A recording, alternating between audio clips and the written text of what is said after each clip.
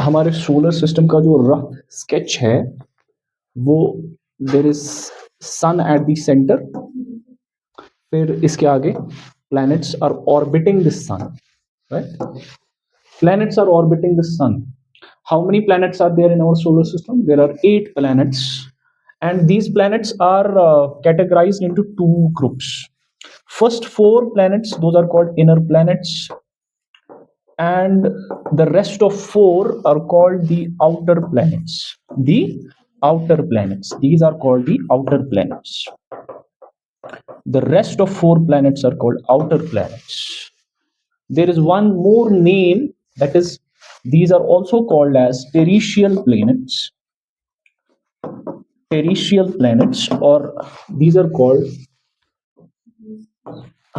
gas giants. Gas giants, right? Gas giants. Terrestrial का दूसरा नाम जो है अर्थ लाइक, और जिनका इनका जो मोस्टली सरफेस है दैट इज रॉकी सरफेस. इनका सरफेस जो है that is mostly rocky surface. Correct. But can you name these planets? We have first, right, do you know the planets names? So first is Mercury, ठीक. Second Venus, third Earth, fourth Mars, ठीक. Then Jupiter, then Saturn and Uranus and Neptune. ठीक. There was one more planet जिसको हम planet कहा करते थे 2005 तक, but international astronomical union ने एक डिसीजन लिया and it was not considered the planet. ठीक है. उस प्लैनेट का नाम पहले हुआ करता था, दैट इज द प्लूटो. ठीक है ना. प्लूटो अभी किसका पार्ट है? It is part of the Kuiper belt. It is part of the Kuiper belt. Kuiper belt. कल मैंने 2 बेल्ट्स की बात की थी, अभी तक आप याद रखोगे. टेरिशियल और जॉवियन प्लैनेट्स के बीच में ये जो बेल्ट है, it is called as the asteroid belt, right?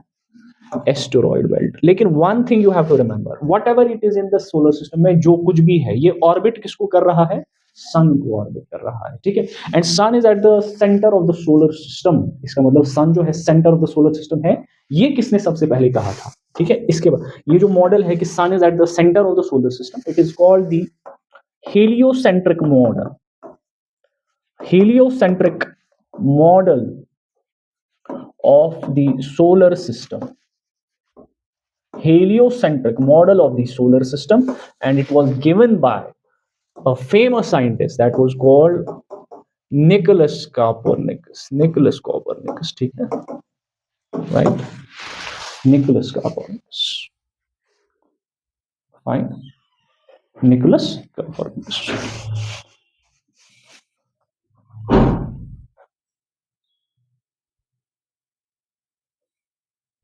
Nicholas Copernicus, right? About the asteroid belt. Asteroid belt में क्या घूम रहा है? सिर्फ एस्ट्रॉइड्स ना. What are the asteroids? Asteroids क्या है? Can you tell? What are the asteroids? Asteroids क्या है? कल आपने लिखा था एस्ट्रॉइड्स के बारे में. What are asteroids? This is the left out matter. You write down asteroids. This is the left out matter. This is the left out matter or residue. Left out matter or the residue in the process of planet formation. In the process of the planet formation. Left out residue in the process of planet formation. In the process of planet formation. In the process of planet formation. Planet formation में. और asteroids, these are also rocky objects. ठीक है. Rocky objects. Rocky celestial objects. Rocky celestial objects. That means asteroids भी किनको orbit कर रही हैं? These are orbiting the sun. orbiting the sun. These orbit the sun, right? Clear बात. अच्छा, asteroids के बारे में वन मोर थिंग कि सन के अराउंड जो पहले 4 प्लैनेट्स हैं जिनको हम इनर प्लैनेट्स कहते हैं, इनको हम टेरिशियल प्लैनेट्स क्यों कहते हैं? इनको हम टेरिशियल प्लैनेट्स क्यों कहते हैं? ये क्वेश्चन है. Why do we call these terrestrial planets? Surface rocky है और इनका जो कोर होता है वो मेटेलिक होता है. कोर क्या होता है? मेटेलिक कोर होता है. देखिए, अभी मत लिखिए इसको, ठीक है? Metallic core. मान लो ये अर्थ है, ठीक. Earth is also an inner क्या कहते हैं, प्लैनेट. अर्थ को जब हम अर्थ के विद इन जाएंगे तो पहला जो है ऊपर वाला सरफेस हमें ऐसे दिखाई देगा. फिर बीच में जाएंगे तो जब हम स्ट्रेटिफिकेशन करेंगे ना अर्थ की, तो ये क्रस्ट है, ये मेंटल है, ये ब्रॉडली आप याद रखोगे, उधर तो पढ़ेंगे. ये कोर है, ठीक है? तो अर्थ का कोर जो है मोस्टली इट इज मेटेलिक. ये जो 4 प्लैनेट्स हैं, पहले तो सरफेस इनका रॉकी है, क्रस्ट इनका रॉकी है. दूसरा, इनका जो कोर है दैट इज ऑल्सो मेटेलिक. ये क्यों है अभी हम देखेंगे, ठीक है? इनमें आप देखिए कि inner planets, the core of inner planets is mostly metallic. The core of inner planets is mostly metallic. The core of inner planets is mostly metallic. The core of inner planets is mostly metallic. ठीक, यहां तक one more है. Inner planets का core आपने बोला कि ये metallic core है. दूसरा, मैंने कल बताया था कि जो इनर प्लैनेट्स की डेंसिटी है, density of inner planets is greater than outer planets. ठीक. डेंसिटी इनर प्लैनेट्स का जो मैटर है वो डेंसर है as compare to outer planets. What is the reason of this? Density क्यों आउटर प्लैनेट से ज्यादा है? एक सेकेंड, 1 सेकेंड.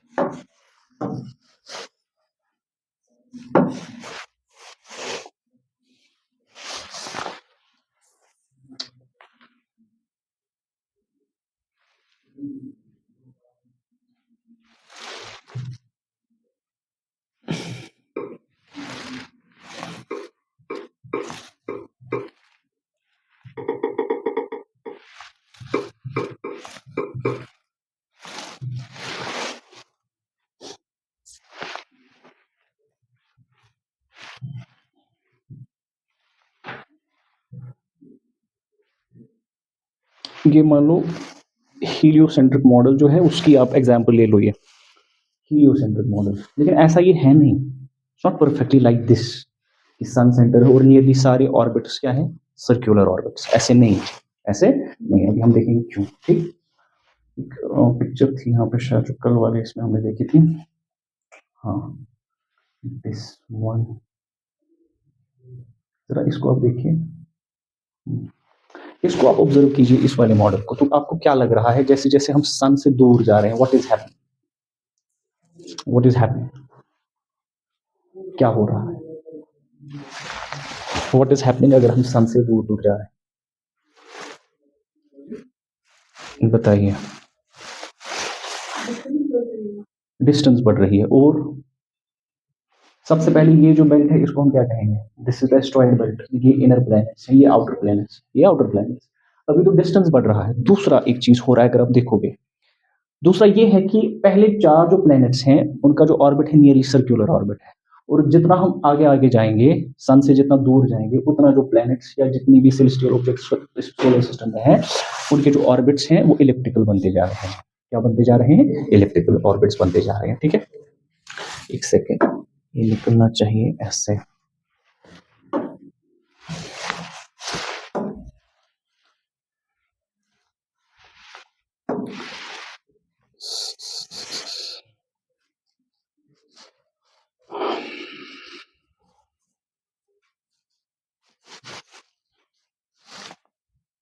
चलिए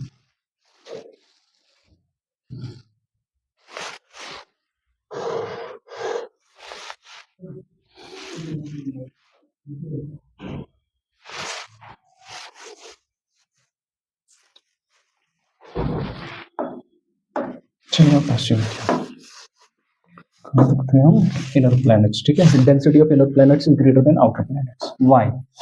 इनर प्लैनेट्स में अगर हम बात करेंगे पहले चार की, तो मरकरी है, उसके बाद वीनस है, उसके बाद अर्थ है, उसके बाद मार्स है, ठीक।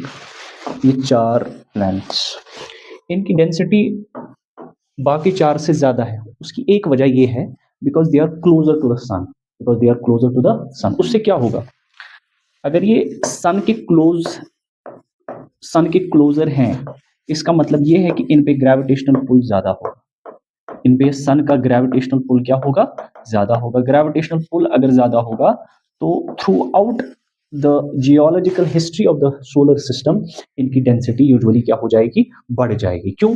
कि सन के जितना क्लोज रहेंगे उतना ग्रेविटी उनको खींचेगा ज्यादा, उतना इनकी डेंसिटी बढ़ेगी, उतना उनकी डेंसिटी क्या हो जाएगी, बढ़ेगी। दैट इज वाई कि सन के नजदीक है, डेंसिटी क्यों ज्यादा है, density is greater because of the larger gravitational effect of sun का ग्रेविटेशनल इफेक्ट ज्यादा है इसकी वजह से, राइट, ग्रेविटेशनल इफेक्ट ज्यादा है। दूसरा, इसकी वजह से क्या हुआ, इसकी वजह से जो कोई भी प्लेनेट, इस सपोज हम अर्थ की ही बात ले लेंगे, अर्थ क्या है, earth is a terrestrial planet, ठीक। अगर मैं अर्थ की ही बात करूं तो अर्थ में पूरी स्ट्रैटिफिकेशन हुई है। स्ट्रैटिफिकेशन का मतलब है जब हम अर्थ की सरफेस को देखेंगे तो ऊपर हमें क्या मिलेगा, ऊपर हमें क्रस्ट मिलेगा, फिर मेंटल मिलेगा, फिर पोर मिलेगा। तो प्रॉपर इसकी क्या हुई है, इसको हम कहते हैं स्ट्रैटिफिकेशन। स्ट्रैटिफिकेशन का मतलब क्या होता है कि लेयरिंग हुई है। मान लो मैं आपको बोलूंगा कि आप दो तीन ऑब्जेक्ट्स को मिक्स कीजिए जिनकी डेंसिटीज में फर्क होगा। मान लो तीन ऑब्जेक्ट्स को आप लीजिए एक बीकर में, या तीन लिक्विड्स को आप लीजिए बीकर में, ठीक है, लिक्विड 1, लिक्विड 2, लिक्विड 3, लेकिन इनकी डेंसिटीज में फर्क है। इनकी डेंसिटीज में क्या है फर्क? What is density? First density क्या होती है, डेंसिटी क्या होती है, व्हाट इज डेंसिटी? डेंसिटी को डिफाइन हम करते हैं मास पर यूनिट वॉल्यूम। मास पर कितने वॉल्यूम में कितना मास प्रेजेंट, वॉल्यूम में कितना मास प्रेजेंट, राइट। अगर so density is equal to mass by volume. अगर मान लो कम वॉल्यूम में ज्यादा मास प्रेजेंट तो डेंसिटी क्या है, ज्यादा। अगर कम मास बहुत ज्यादा वॉल्यूम में प्रेजेंट है तो डेंसिटी यूजुअली क्या है, कम। ये स्ट्रैटिफिकेशन क्या होता है, स्ट्रैटिफिकेशन का मतलब ये होता है over the period of time. मान लो अर्थ की सरफेस की स्ट्रैटिफिकेशन हुई है। स्ट्रैटिफिकेशन का मतलब जब हम ऊपर क्रस्ट लेंगे उसकी डेंसिटी कम होगी, मेंटल में जाएंगे वो डेंसिटी क्या बढ़ेगी, मटेरियल की डेंसिटी बढ़ेगी, तो कोर में जाएंगे वहां पे डेंसिटी मैक्सिमम होगी, वहां पे डेंसिटी क्या होगी, मैक्सिमम होगी। जैसे हम देखते हैं जब हम क्रस्ट से मेंटल कोर जाते हैं, क्रस्ट की मान लो 3 ग्राम पर सेंटीमीटर क्यूब यहाँ पे डेंसिटी रहती है। फिर जब हम मेंटल में जाते हैं तो 5 ग्राम पर सेंटीमीटर क्यूब यहाँ मेंटल की डेंसिटी।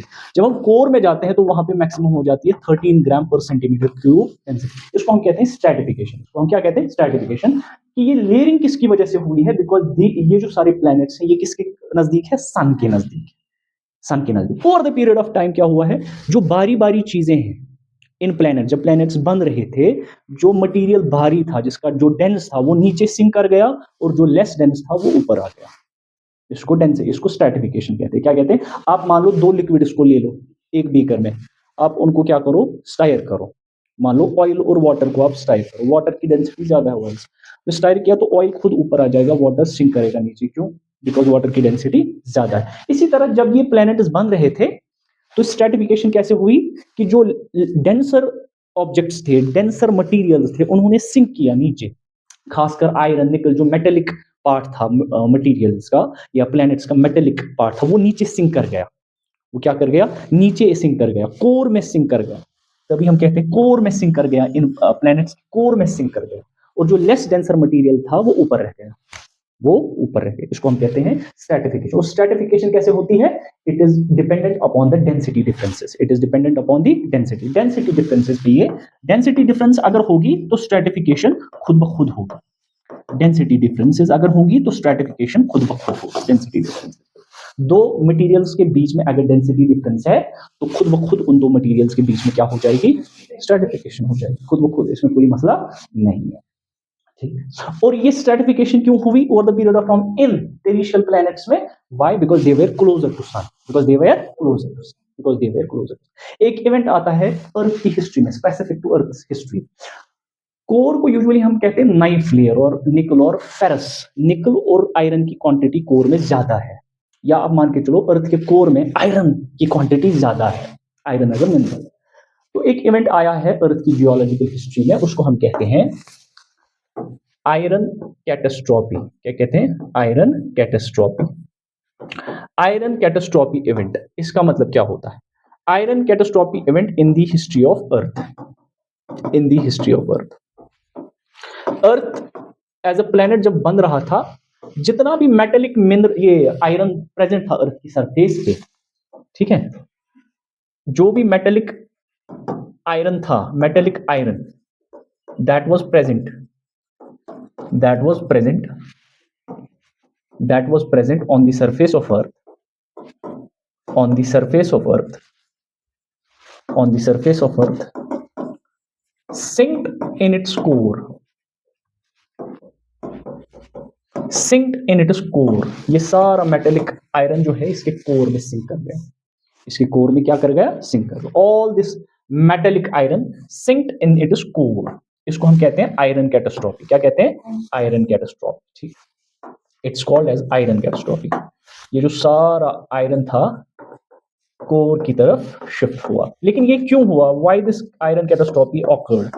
अभी मैंने बताया ये तब तक नहीं हो सकता जब तक कि ना डेंसिटी डिफरेंसेस होती, ठीक है ना। ये सारा जमने लगा यहाँ पे, प्रोसेस वही है, डेंसिटी डिफरेंसेस की वजह से, डेंसिटी डिफरेंसेस की वजह से। और डेंसिटी डिफरेंसेस में बड़ा फैक्टर ये है कि ये सारे जो प्लैनेट्स हैं ये सन के बहुत नजदीक है। जब सन के नजदीक ज्यादा है तो सन का ग्रेविटेशनल इफेक्ट ज्यादा इफेक्ट करेगा, सन का ग्रेविटेशनल इफेक्ट ज्यादा इफेक्ट करेगा, ठीक है। और ये सारा कुछ हम उन केस में नहीं देखते, तभी हम क्या कहते हैं कि टेरिशियल प्लैनेट्स जो भी हैं उनका सरफेस जो है रॉकी है, उनका सरफेस जो है रॉकी है, और उनकी जो बॉडी है, प्लैनेट की जो बॉडी है वो प्रॉपरली स्ट्रेटिफाइड है। ऊपर जब हम जाएंगे तो लेस डेंसिटी हम पाएंगे मटेरियल्स में, जितना जितना हम नीचे जाएंगे तो डेंसिटी बढ़ेगी, जितना जितना हम नीचे जाएंगे डेंसिटी बढ़ेगी। As in the case of Earth, crust में डेंसिटी कुछ होगी, उससे ज्यादा हम मेंटल में देखेंगे, उससे ज्यादा हम कोर में देखेंगे। अब आगे जब बढ़ते हैं हम तो हमें आउटर प्लैनेट्स मिलते हैं। आउटर प्लैनेट्स, आउटर प्लैनेट्स का साइज जो है बिगर है, size is bigger, but one more problem is कि they are less denser, they are less denser, they are less denser than inner, they are less denser than inner planets। outer planets की जब हम बात करते हैं तो they are less denser than outer inner planets। why? because जितना जितना हम सन से दूर जा रहे हैं तो ग्रेविटेशनल पुल भी बहुत क्या हो रहा है। हाँ, तो because इसमें आप देख सकते हो because of the weakening, because of the weakening of gravitational, because of the weakening of gravitational pull of sun, pull of sun, sun का gravitational pull कमजोर हो रहा है। Why? क्योंकि कल हमने इस लॉ में क्या पढ़ा? F is equal to G M divided by R square, F is inversely proportional R, that is why, ठीक है। हाँ, these planets are also called as gas giants, gas giants, gas giants क्यों? Gas Giants क्योंकि इनका जो atmosphere है वो अभी भी प्राइमोडियल है। Atmosphere is still primitive. Primitive का मतलब क्या है? इनका एटमॉस्फेयर अभी भी क्या है? प्रिमिटिव है, ठीक है, primitive, primitive. So what is this primitive atmosphere? जब एक इनिशियल जब कोई प्लैनेट बन रहा था, सपोज कोई प्लैनेट एक्स बन रहा था, प्लैनेट एक्स बन रहा था, प्लैनेट एक्स बन रहा था, मान लो ठीक है, this is planet x, some planet, ठीक। अभी जब ये बन रहा था, प्लैनेट की स्टेज में ही था, सबसे पहले बन चुका था प्लैनेटेसिमल, ठीक है ना, प्लैनेटेसिमल बन गया था पहले, उसके बाद क्या बनता है प्रोटो प्लैनेट, उसके बाद क्या बन गया लास्ट में प्लैनेट, ठीक। ये अभी इसी प्रोसेस में। तो अभी जो इस पे एटमॉस्फेयर रहता है वो मोस्टली प्रिमिटिव एलिमेंट्स, हाँ गैसेस या प्रिमिटिव एलिमेंट्स का ही बना हुआ होता है, प्रिमिटिव एलिमेंट्स, जैसे प्रिमिटिव एलिमेंट्स में हाइड्रोजन हीलियम, ठीक, हाइड्रोजन हीलियम, ठीक है। इस एटमॉस्फेयर को जो इनिशियल स्टेज में रहता है, atmosphere that A planet possesses in its initial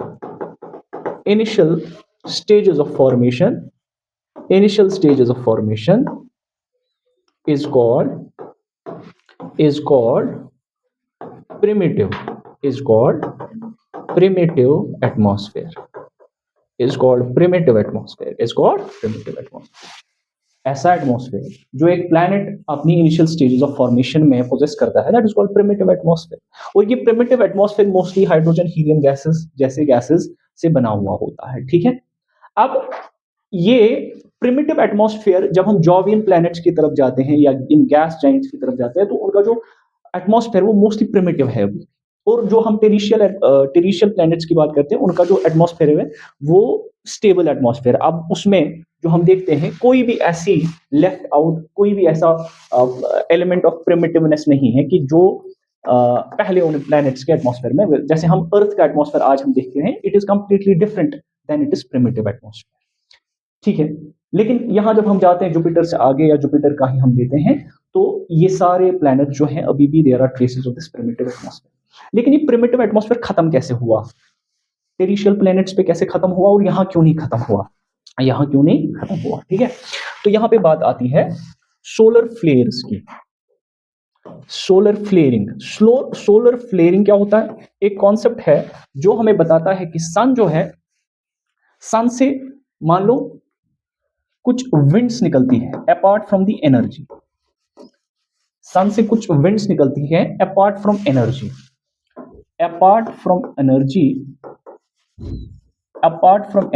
जो सन इमिट करता है, ठीक है।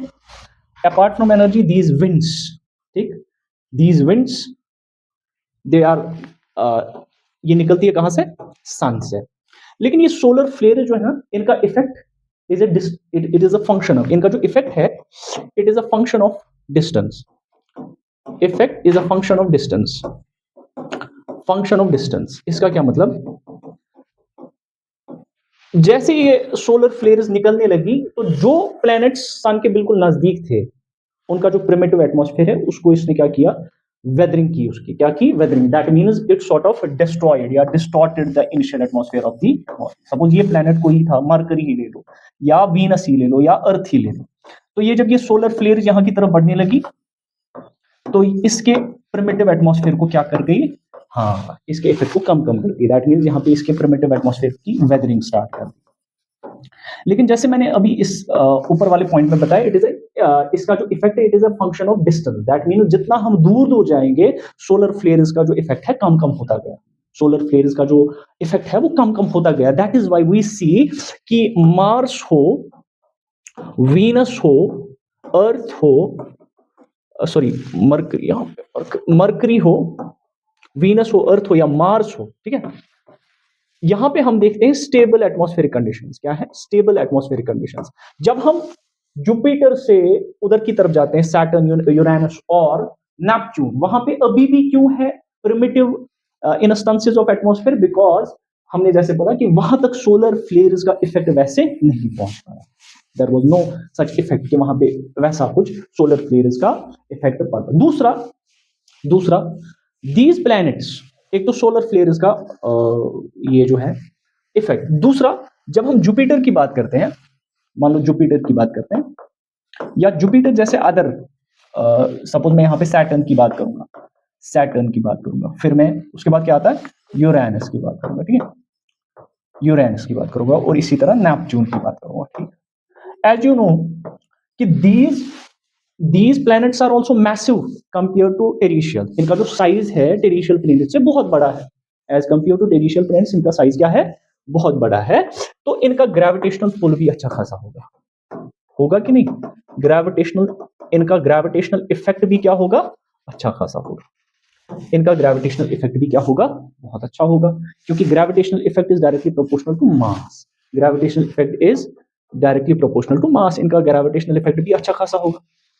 तो इसकी वजह से जो भी इनके ऊपर एटमॉस्फेयर रहा होगा या अभी भी है, वो ज्यादा अच्छे तरीके से बाइंडेड है. बाइंडेड का मतलब ये है अच्छी तरीके से, क्योंकि नीचे से सफिशिएंट ग्रेविटेशनल पुल उसको नीचे खींच रहा है. ठीक है, जैसे मैं आपको एग्जांपल दे दूं, हम बोलते हैं मून पे कोई उतना ज्यादा एटमॉस्फेयर नहीं है और अर्थ पे एटमॉस्फेरिक कंडीशंस हैं. व्हाई? इसका एक रीजन तो ये भी है कि अर्थ का ग्रेविटेशनल पुल सफिशिएंट है ताकि ये सारे गैसेस को होल्ड कर सकते हैं अपने एटमॉस्फेयर में. दैट इज व्हाई वी से earth has a significant atmosphere, और मून पे नहीं है, बिकॉज मून का साइज भी छोटा है. छोटा होने की वजह से उसका ग्रेविटेशनल पुल भी वीक है. दैट इज वाई उसकी सरफेस पे एटमॉस्फेयर नहीं है. तो दूसरा ये भी इफेक्ट है कि इन प्लैनेट्स ने अपना प्रिमिटिव एटमॉस्फेयर क्यों नहीं लूज किया है. That has also the basis. Why? Because इनका जो है ग्रेविटेशनल पुल सिग्निफिकेंट है, because they are bigger in size. They are bigger in size. ठीक, तो प्रिमिटिव यहां पे इनके पास प्रिमिटिव एटमॉस्फेयर अभी भी है. ठीक, दूसरा, how are the conditions in, suppose मान के चलो जब हम सन से यहां की तरफ जाते हैं, सन से आगे की तरफ जाते हैं, हमने बोला कि जो टेरिशियल प्लैनेट्स हैं उनके ऑर्बिट्स नियरली सर्क्यूलर है. Orbits are nearly circular.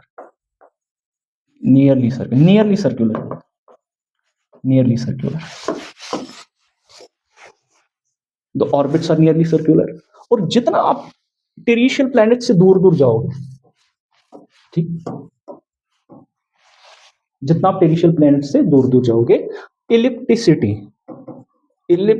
of the orbits will increase. Increase, that means elliptical. अब orbits circular नहीं रहेंगे, वो elliptical shape ले लेंगे. ठीक है, जितना आप सन से दूर दूर जाओगे, टेरिशियल प्लैनेट से दूर दूर जाओगे या एस्ट्रॉइड बेल्ट से दूर दूर जाओगे, उतना ऑर्बिट्स की इलिप्टिसिटी बढ़ जाएगी. सर्कल और इलिप्स में आपको डिफरेंस तो पता है ना? सर्कल और इलिप्स में क्या डिफरेंस है, बताओ. सर्कल और इलिप्स में क्या फर्क है? ये मान लो ये सर्कल है, ठीक है, दिस इज सर्कल. ठीक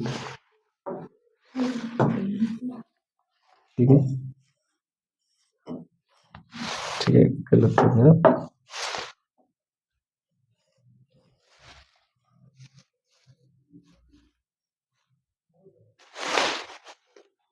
इलिप्स, क्या फर्क है इन दोनों में? क्योंकि अभी सर्कल जो है उसका रेडियस कांस्टेंट होता है. रेडियस एक ही होता है ना, वो यहां से भी कांस्टेंट है, यहां से भी कांस्टेंट है, यहां से भी. लेकिन इलिप्स का ऐसे, इलिप्स में दो रेडियसेस होते हैं. एक तो मेजर रेडियस होता है आर मेजर, और ये होता है आर माइनर. इलिप्स में दो रेडियसेस होते हैं. इसमें एक ही रेडियस होता है, जो हर किसी पॉइंट से आप मेजर करोगे तो वो सेम ही आ जाएगा. That will come same. लेकिन इलिप्स में दो रेडियसेस होते हैं. एक होता है मेजर रेडियस, दूसरा होता है minor radius. One is major radius, दूसरा होता है माइनर रेडियस. ठीक, अब इससे पहले मैंने बात की ellipticity of the orbits will increase. That means कि जितना हम टेरिशियल प्लैनेट से दूर जाएंगे, तो अब इन प्लैनेट्स की ऑर्बिट चेंज होती जाएगी. ये क्या हो जाएगा? Elliptical orbit. ठीक है, वन मोर थिंग. फिर आती है बात, अभी जब हमने पहले हमने बात की कि अगर आपने याद रखा होगा कि हीलियोसेंट्रिक मॉडल, वो किसने दिया था? Heliocentric model, Nicholas Copernicus. उसने क्या बोला कि सारे प्लैनेट्स क्या है, वो ऑर्बिट कर रहे हैं नियरली सर्कुलर ऑर्बिट. लेकिन उसके बाद इस पे ज्यादा रिसर्च हुई, ऐसा माना नहीं गया. इतना ही, ऐसे नहीं है, ऑर्बिट्स नियरली सर्कुलर नहीं है. जब हम आगे एडवांस करते हैं तो ऑर्बिट्स कॉम्प्लिकेट हो जाते हैं, इलिप्टिकल बनते जाते हैं. ठीक है ना? इस पे सबसे ज्यादा काम किया केपलर ने. एक साइंटिस्ट था, उसका नाम था केपलर. उसका नाम क्या है? केपलर. ठीक है, और इसका जो मॉडल है केपलर्स मॉडल, ये मोस्ट एक्सेप्टेड है. Most accepted most accepted model, most accepted model. बल्कि इसने 3 लॉज भी दिए, 9th में हमने पढ़ते हैं Kepler's laws of planetary motion, Kepler's laws of planetary motion, कैसे प्लैनेट्स सन के अराउंड मूव करते हैं, उस पे इसने 3 लॉज दिए, उनका नाम ही इसने रखा Kepler's laws of planetary motion, Kepler's laws of planetary motion. अब वो लॉज क्या है वो तो हमें डिटेल में याद नहीं रखना है, क्रक्स आपको एक ही चीज याद रखनी है कि जितना जितना हम आउटर सोलर सिस्टम में एडवांस करेंगे तो ऑर्बिट्स क्या हो जाएंगे, इलिप्टिकल, हाँ इलिप्टिकल होते जाएंगे, ठीक। नाउ एक प्लैनेट सपोज मान के चलो यहां पे ये कोई प्लैनेट जो है ये सन है, सन यहां पे सेंटर पे, ठीक, और प्लैनेट इसके अराउंड जा रहा है, सन, ये सन है इधर, ये प्लैनेट कोई भी मान लो ये अर्थ ही है, अर्थ सन के अराउंड है, ठीक, earth is moving around the sun, तो ऑर्बिट कर रहा है इसको, और भी बहुत सारे प्लैनेट्स हैं। तो जब ये ऑर्बिट करेगा इसको, ऑर्बिट करेगा सन पे, जब ये 1 ऑर्बिटल मोशन कंप्लीट करेगा, that means 1 revolution, 1 revolution, 1 revolution, एक चक्कर इस सन के अराउंड करेगा, तो वो क्या आ जाएगा, वो टाइम पीरियड वो आ जाएगा इस पे 1 ईयर, 1 ईयर अर्थ की मोशन, मान लो अर्थ की मोशन। हाँ, अब इसी तरह कोई और प्लैनेट, सपोज यहाँ पे कोई यहाँ पे मार्स भी, सॉरी मार्स तो इसके बाद मार्स भी कर रहा है, इसी तरह वीनस भी कर रहा है, इसी तरह मरकरी भी कर रहा है, ठीक है। तो मोशन अराउंड सन ये डिपेंड करेगा वो कौन सा ऑर्बिट ले रहा है, फिर कितने टाइम में वो एक चक्कर कंप्लीट कर रहा है, उस एक चक्कर में वो डिफाइन होगा उस प्लैनेट का 1 ईयर, ठीक है। लेकिन अब साइंटिस्ट के माइंड में या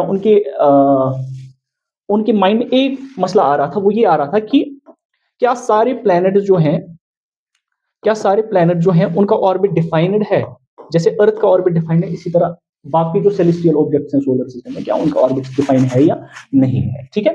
तो इसकी बात की उन्होंने, एक सेकंड, हाँ, इसकी बात आई कि हम सबसे पहले प्लैनेट किसको कह सकते हैं, प्लैनेट किसको हम कह सकते हैं, मतलब किस ऑब्जेक्ट को हम प्लैनेट कह सकते हैं, मतलब प्लैनेट को किसी, सपोज कल को किसी और, सपोज प्लूटो, पहले 2005 से पहले प्लूटो वाज अ प्लैनेट, ठीक है, प्लूटो वाज अ प्लैनेट, सबसे पहले ये प्लैनेट था। लेकिन 2005 में क्या हुआ, इंटरनेशनल एस्ट्रोनॉमिकल यूनियन ने डिसीजन लिया, एस्ट्रोनॉमिकल यूनियन ने डिसीजन लिया और बोला कि Pluto can not qualify for a planet, ये क्वालिफाई नहीं कर रहा, प्लैनेट के लिए क्वालिफाई नहीं कर रहा। उसकी क्या वजह है, सबसे पहले इन्होंने 2 चीजें बताई, इन्होंने 2 चीजें बताई, 3 चीजें बताई किसको हम प्लैनेट कह सकते हैं। इनफैक्ट यूपीएससी के प्रीलिम्स में आया पहले एग्जाम कि किसको हम डिफाइन कर सकते हैं कि particular body can be a planet और नहीं। सबसे पहली कंडीशन होनी चाहिए कि प्लैनेट का एक डिफाइंड ऑर्बिट होना चाहिए, planet must have a defined orbit, planet must have a defined orbit, orbit defined होना चाहिए, ठीक। Second, it must have a hydrostatic equilibrium, it must have hydrostatic equilibrium. Hydrostatic equilibrium का मतलब होगा इसका शेप जो है वो नियरली सर्कुलर होना चाहिए, ये आपको याद रखना। हाइड्रोस्टैटिक इक्विलिब्रियम का मतलब ये है इसका शेप जो है वो नियरली क्या होना चाहिए, shape must nearly be circular, circular, shape must nearly be circular, ठीक। थर्ड जो है, इट सराउंडिंग्स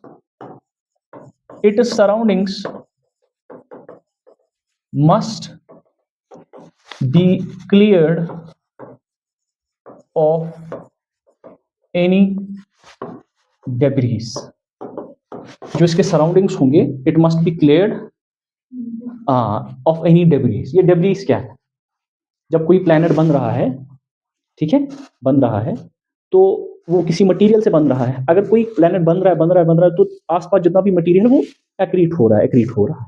अगर कोई ऐसा ऑब्जेक्ट है, हमें उसको डिक्लेयर करना है कि ये प्लैनेट है या नहीं, इसके आसपास कोई भी ऐसा डेब्रीज स्पेस में घूमना नहीं चाहिए, ठीक है। जैसे कोई एस्ट्रॉइड है या कोई ऐसा एस्ट्रोनॉमिकल चीज है जो इसके अराउंड घूम रहा है, वो नहीं होना चाहिए, कि मतलब इसकी फॉर्मेशन कंप्लीट रहनी चाहिए, कंप्लीट इसकी फॉर्मेशन रहनी चाहिए, इसका सराउंडिंग जो है किसी भी ऐसी चीज से घिरा हुआ नहीं हो। दूसरा, इसका हाइड्रोस्टैटिक इक्विलिब्रियम होना चाहिए। तीसरा, it must have a defined orbit, defined orbit. ये तीनों चीजें जो है, हाँ, प्लूटो, ये it was not meeting these three condition. Plus Pluto का साइज जो है, साइज बहुत छोटा था, size was also not that much, it was not that much.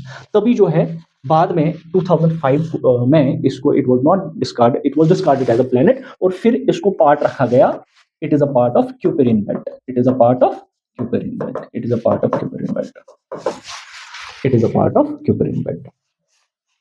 ठीक, it is a part of Kuiper belt. ठीक, वन मोर थिंग,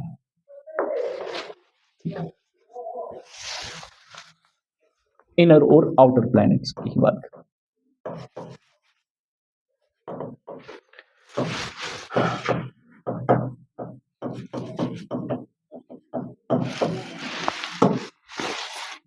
जितना हम सन से दूर जाएंगे, क्या टेम्परेचर बढ़ेगा या कम कम होगा?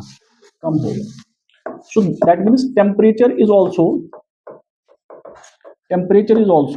A function of distance, is also a function of distance.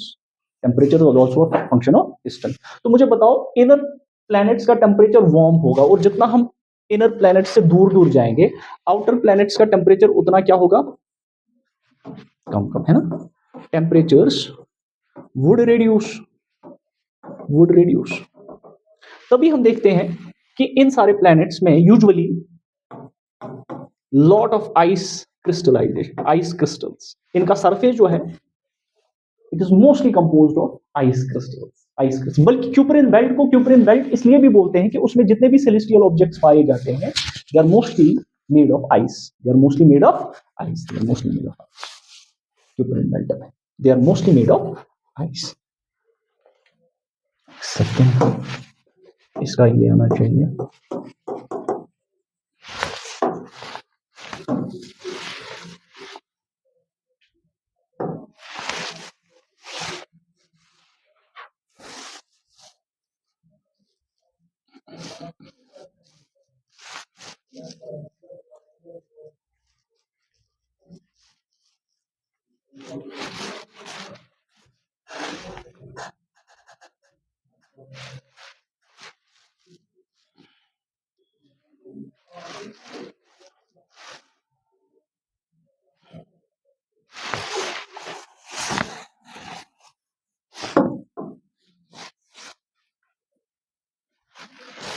Take for example, ये इमेज इस पे आ नहीं रही है, what is happening to this? पूरा खत्म हो रहा है। चलो कोई बात नहीं।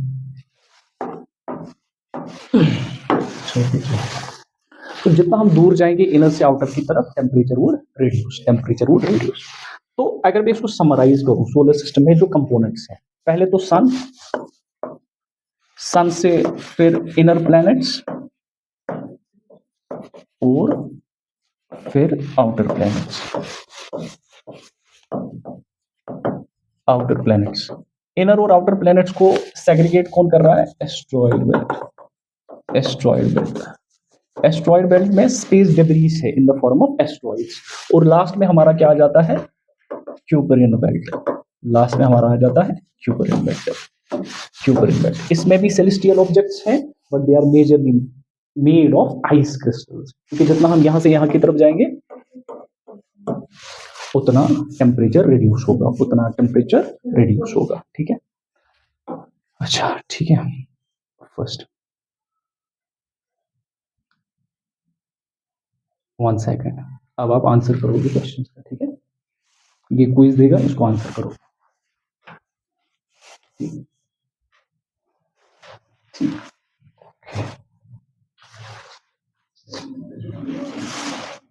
सन तो पता है, ठीक है, okay. Next, what separates them? ठीक है, so B,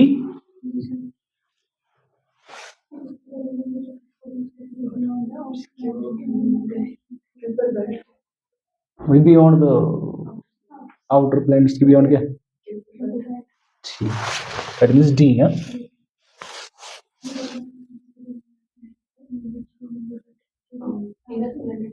The diagram illustrates the general arrangement of solar system. In which region would you fix Rocky? Inner planets, yes. बताइए।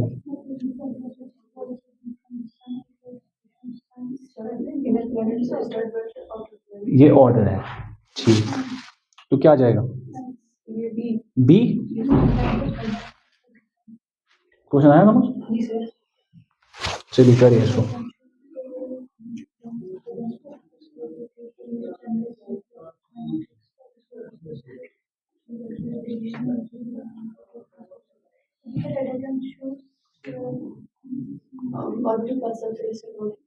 बताइए, diagram shows several concentric rings representing orbits. What do these rings generally signal in the significance of solar system? क्या होते हैं? Gravitational fields, solar plates, planetary या orbital paths? Orbital paths.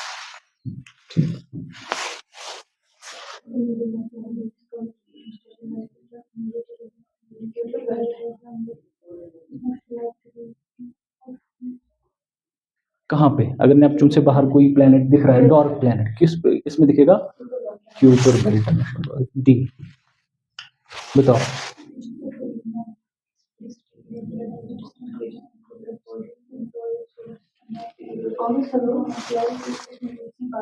क्या हुआ? Question क्या है? सही है, अभी कमेंट हमने पढ़ा। बताओ।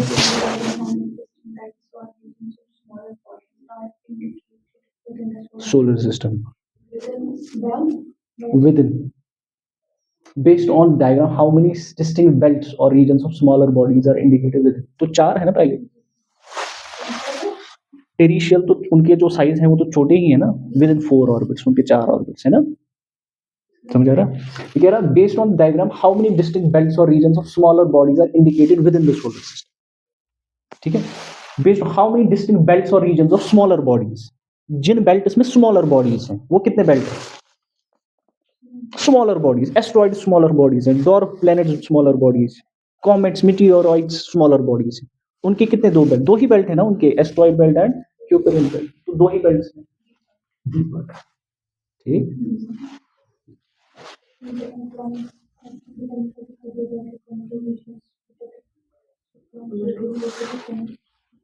मरकरी, ठीक है। तो ठीक, दैट इज, आपको क्वेश्चन तो आ रहे हैं। वन मोर थिंग्स है जो आप सेकेंड एंड क्विज,